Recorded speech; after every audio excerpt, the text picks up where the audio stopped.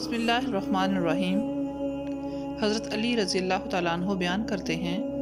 کہ جب حضرت ابو بکر صدیق رضی اللہ تعالیٰ عنہ کی وفات کا وقت قریب آیا تو آپ رضی اللہ تعالیٰ عنہ نے مجھے اپنے سرہانے بٹھایا اور فرمایا، اے علی، جب میری وفات ہو جائے تو مجھے اپنے انہی ہاتھوں سے غسل دینا جن ہاتھوں سے آپ نے رسول اللہ صلی اللہ علیہ وسلم کو غسل دیا تھا، پھر مجھ پر حنوط یعنی خوشبو مل دینا۔ اس کے بعد میرا جنازہ اس حجرہ مبارک کے سامنے لے جانا جس میں رسول اللہ صلی اللہ علیہ وسلم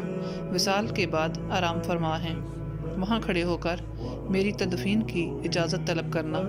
اگر روزہ اطہر کا دروازہ کھلتا نظر آئے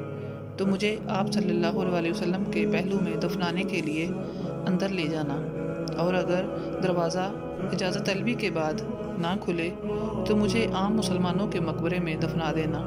اس دن تک کے لیے کہ جس دن اللہ اپنے بندوں میں فیصلہ فرمائے گا۔ چنانچہ آپ کے انتقال کے بعد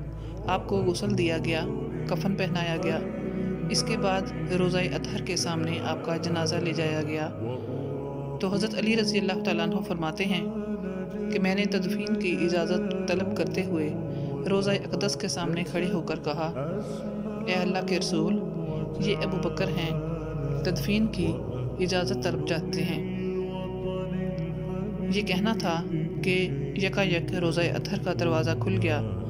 اور روزہ اطہر سے آپ صلی اللہ علیہ وسلم کا یہ کلام سماعت سے ٹکرایا، حبیب کو اپنے حبیب کے پاس جلد لے آؤ، کیونکہ